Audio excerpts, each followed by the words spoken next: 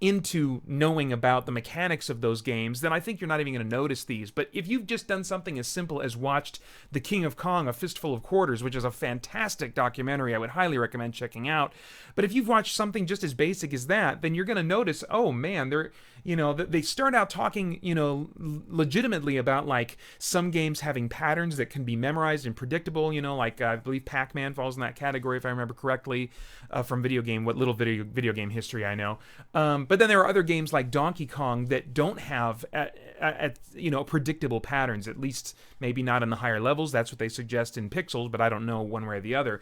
But what they do talk about is cheat codes and the existence of cheat codes for these old arcade games.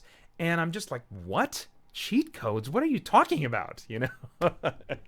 And that's like a major part of the plot at one point, this idea of arcade games from the early 80s having cheat codes. So, their kind of basis in reality and history is very selective. And let's see, what else was I going to say on that front? I think that's it. So yeah, likewise, game knowledge would help nerds anticipate aliens as these nerds are hired to do as the aliens are invading, and they're imitating video game patterns and stuff like that. So the nerds would be useful in like, okay, they're going to do this, tell the soldiers what to do. But their video game knowledge from the 80s is not going to help them do crazy stunt driving, acrobatics, and sci-fi weapon wielding like action heroes, which is what they do through a whole bunch of this movie. And you're like, how are these nerds just suddenly these awesome action heroes, And so that should give you an idea. Now, if you're saying, well, Peter, who cares? It's a comedy. Then this movie might be for you. But for me, it was, maybe just a little too off the wall. It was inconsistently based in reality. I don't know. I think of a movie like Tommy Boy, where there are some crazy moments in there that just like wouldn't happen, but most of that movie is just about these kind of like ridiculous personalities clashing against each other and doing real, totally crazy things. Now, have you ever met a person like that? Not to that extreme, but you can imagine it's possible that someone like that, like these two guys driving cross country together, would exist. But you would still call that like this off the wall kind of zany comedy. But this one is that, but just kind of like the physics of reality, I guess. I don't know, that's a terrible way to describe it, I guess. But if you watch it, maybe you'll understand the difference between this movie and something like Tommy Boy in terms of how they treat realism.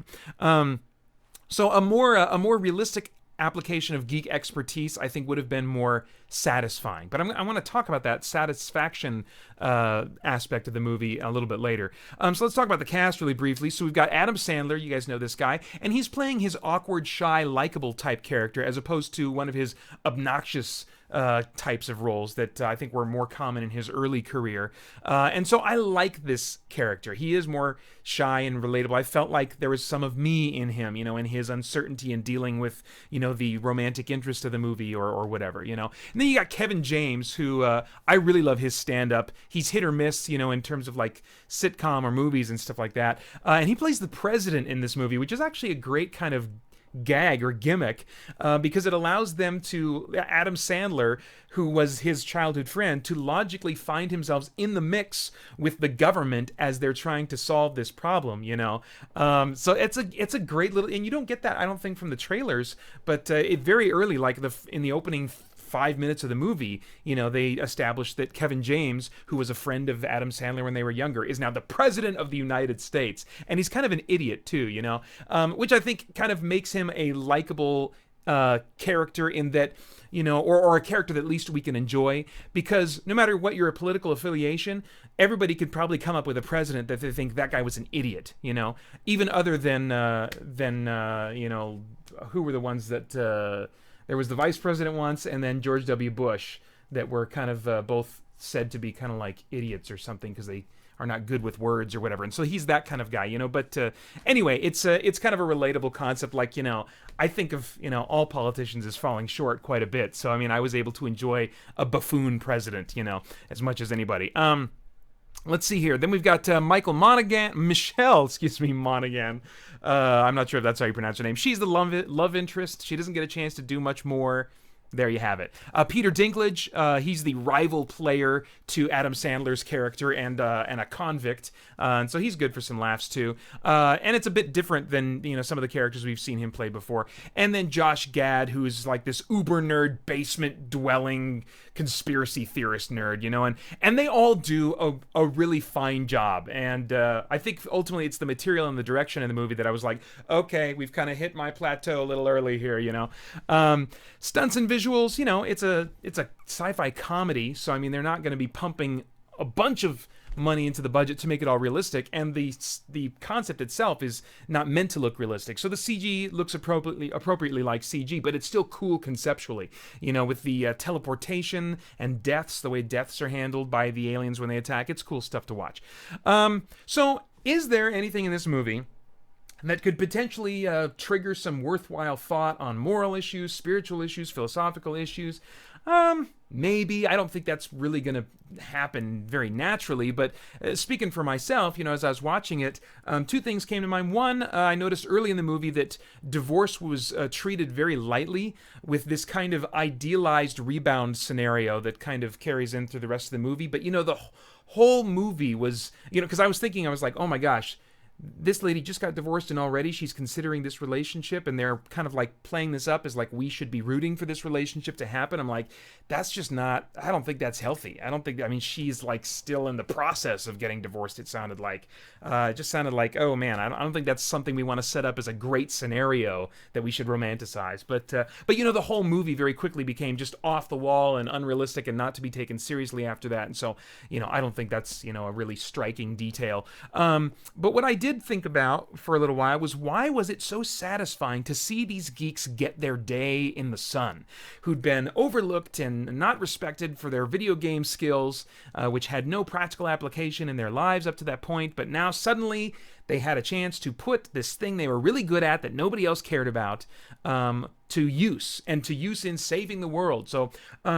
So why was it so satisfying to see them get their day in the sun? I think that's because we as geeks feel overlooked. We feel unappreciated. There's a line from Adam Sandler where he says to the romantic interest that nerds are the best kissers because we appreciate it more, which I thought was a sweet line for him to say. But I mean, there's some truth to that. If you feel like you've just been overlooked by the opposite sex, and you're just not going to have any luck in finding the person that you're meant to be with, then you could maybe you can appreciate that. But I think that can also stretch out to just kind of appreciation in general. We really relish having these good moments because we feel like we don't often get very many of them.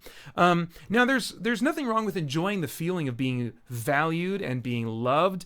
But what I thought about was that a story like this can potentially tempt us to set up recognition as a victory condition for life, like recognition by others around us equals happy ending. And I don't think that we want to live in hope that our attributes will be appreciated and valued by others. It's nice, but I don't think we should live in hope of that. The appreciation and respect of others can actually be a never-ending hunger that's never really satisfied. I can always conjure up more desire to be respected and appreciated and valued by others. The Apostle Paul places seeking the approval of others in opposition to serving Christ. In Galatians 1:10, he says, "For am I now seeking the approval of man or of God? Or am I trying to please man? If I were still trying to please man, I would not be a servant of Christ." And in Philippians 3, Paul gives like a laundry list of self-attributes that in his day would have amounted to a great deal of respect in his community, but he counts them all as rubbish, he says. And that Greek word literally means animal poop, or perhaps bull excrement. So he considers all those things rubbish compared to what? Compared to knowing Christ. And oddly enough, he continues to say sharing in the suffering that Christ experienced. And Christ was rejected by nearly everyone around him and overlooked in a more drastic sense than any geek has experienced. We think we're not appreciated for these things that we have. Okay, Jesus is the God of the universe, and he was treated like he wasn't even a worthwhile human being, So no one's been overlooked, no one's been underappreciated, no one's been rejected and treated disrespectfully like Jesus has. And Paul says that he actually wants to pursue sharing in that. That's a real honor to share in that, and to serve Christ. In contrast to feeling fulfilled by the approval and respect of others, which is fleeting and fickle, our fulfillment should instead come from the fact that God the Son, Jesus, who doesn't need us to be fulfilled or to be satisfied, he, for whatever reason, chose to suffer humiliation, rejection, and a horrible death so that we could have him and all the wonders that he can share with us forever. And that he offers that to anyone who will just hold out their hand and accept it. Not only that, but God, who could bring about his will completely independent of us, he could use angels or whatever. Instead, he invites his broken, dysfunctional followers to be a part of his plans, and then by his power is able to use us despite and sometimes because of our shortcomings. So why are we valuable? Because of our skills, talents, or usefulness to others? No. We're valuable and significant because God loves us and sacrificed on a level we can't even imagine in order to be with us, to have a relationship with us, and now positions us to be a part of what he's doing every day. But of course, that's a huge, like, rabbit trail and departure from this film's intention. But I just thought I'd, whatever. I'll put that on the table. You guys do with that what you want. In summary, if I were a time traveler going back in time to talk to myself about this movie, I'd say, Pater, watch this one for free. Catch it, maybe it'll be on Hulu someday or something, watch it for free and just have a magazine or a video game with you to pick up and play around the third act while you finish off and resolve the story for yourself. You'll get some laughs out of the first bit, but the rest of that, maybe have something else, do the dishes, multitask a little bit.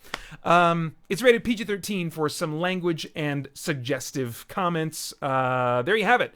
Those are my thoughts on Pixels.